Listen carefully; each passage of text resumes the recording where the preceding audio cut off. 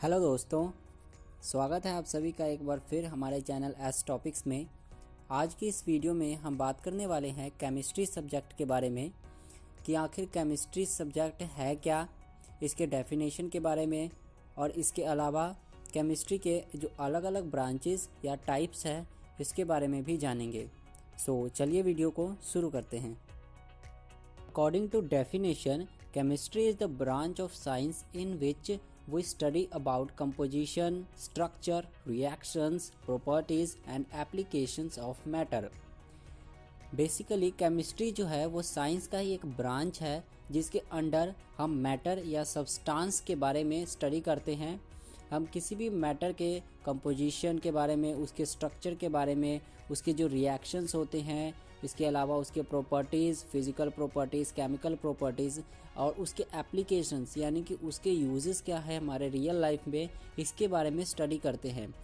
For example अगर आपको समझाएं तो हम एग्ज़ाम्पल के तौर पे अगर वाटर की बात करें तो वाटर के कंपोजिशन के बारे में, वो किन चीज़ों से मिलके बना है, उसके रिएक्शंस के बारे में कि वो एसिड्स के साथ कैसे रिएक्ट करता है, बेस के साथ कैसे रिएक्ट करता है, सॉल्ट्स के साथ कैसे रिएक्ट करता है, इसके अलावा उसके प्रॉपर्टीज़ के बारे में और उसके एप्लीकेशंस के बारे में जो हमारे रियल लाइफ में होते हैं। इसी तरह अगर हम किसी भी मैटर के बारे में स्टडी करते हैं उसे ही केमिस्ट्री कहा जाता है। फ्रेंच साइंटिस्ट एंटोनी लिवोजियर का मॉडर्न केमिस्ट्री में बहुत बड़ा योगदान रहा है और इन्हें इसीलिए मॉडर्न केमिस्ट्री के फादर यानी कि पितामह भी कहा जाता है। बात करते हैं फिज़िकल केमिस्ट्री के बारे में। Under this the laws and principles of physical chemistry is studied, यानी कि फ़िज़िकल केमिस्ट्री के अंदर केमिस्ट्री के जो बेसिक लॉज है उन्हें डिस्कस किया जाता है। सिंपली अगर बात करें तो फिज़िकल केमिस्ट्री के अंदर आप किसी सब्सटेंस के स्ट्रक्चर के बारे में पढ़ते हैं, वो उसका स्ट्रक्चर कैसा है, या फिर कोई भी एलिमेंट या कंपाउंड है वो किस तरीके से आपस में केमिकल बॉन्डिंग करते हैं। इन सब चीज़ों के बारे में हम फिज़िकल केमिस्ट्री के अंदर पढ़ाई करते हैं। विलियम ऑस्टवाल्ड को फिज़िकल केमिस्ट्री का पितामह कहा जाता है। इनका बहुत बड़ा योगदान रहा है फिज़िकल केमिस्ट्री के अंदर। ये आगे बात करते हैं ऑर्गेनिक केमिस्ट्री के बारे में। Under this, the formation of all the compounds of carbon or hydrocarbons and its uses are studied. Basically, organic chemistry के अंदर हम कार्बन के कंपाउंड्स के बारे में डिस्कशन करते हैं। कार्बन के जितने भी कंपाउंड्स हैं उनके फॉर्मेशन के बारे में, उनके यूजेस के बारे में पढ़ाया जाता है। ऑर्गेनिक कंपाउंड के अगर हम एग्जांपल की बात करें तो मीथेन, इथेन, ये जो कंपाउंड्स हैं वो ऑर्गेनिक कंपाउंड्स हैं। फ्रेडरिच वोहलर साइंटिस्ट को ऑर्गेनिक केमिस्ट्री के पितामह के रूप में जाना जाता है। आगे बात करते हैं इनऑर्गेनिक केमिस्ट्री के बारे में। So under this we study the properties, uses and organisation of all elements and compounds. Basically inorganic chemistry के अंदर सारे कंपाउंड्स एंड एलिमेंट्स की स्टडी की जाती है except organic compounds. Organic compounds यानी कि कार्बन के कंपाउंड्स को छोड़ के, यानी कि इनऑर्गेनिक केमिस्ट्री के अंदर कार्बन के कंपाउंड्स को छोड़ के बाकी जितने भी कंपाउंड्स एंड एलिमेंट्स हैं उनकी स्टडी की जाती है। उनके प्रॉपर्टीज़ के बारे में, उनकी यूजेस क्या है, मेथड्स ऑफ प्रिपरेशन के बारे में डिस्कशन किया जाता है।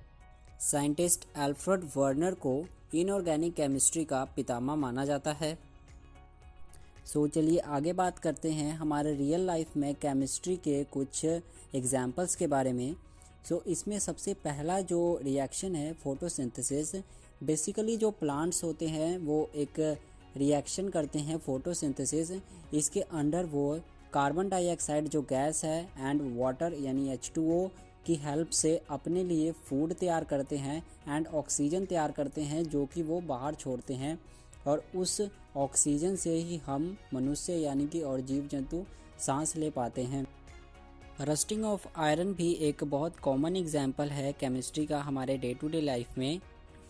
कॉमनली हम लोग ये देखते हैं कि अगर हम किसी खुली जगह में लोहे को रख दें, यानी कि फॉर एग्जांपल अगर हम छत पे हमारे लोहा पड़ा है तो हम देखते हैं अगर वो लोहा पड़ा रहे कुछ दिनों तक तो उसे जंग लग जाता है।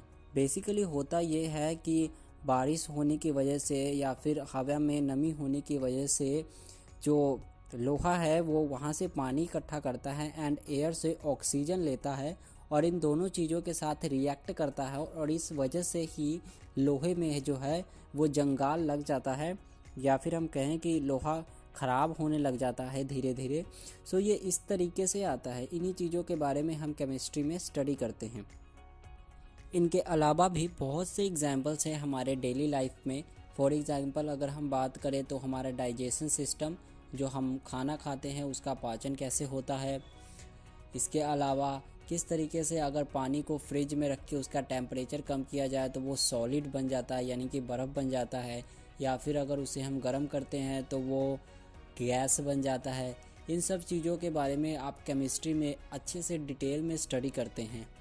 आई होप आपको वीडियो अच्छी लगी होगी। अगर आपको इससे कुछ नया सीखने को मिला है सो प्लीज़ इसे अपने फ्रेंड्स के साथ भी ज़रूर शेयर करें और हमारे चैनल को ज़रूर सब्सक्राइब करें।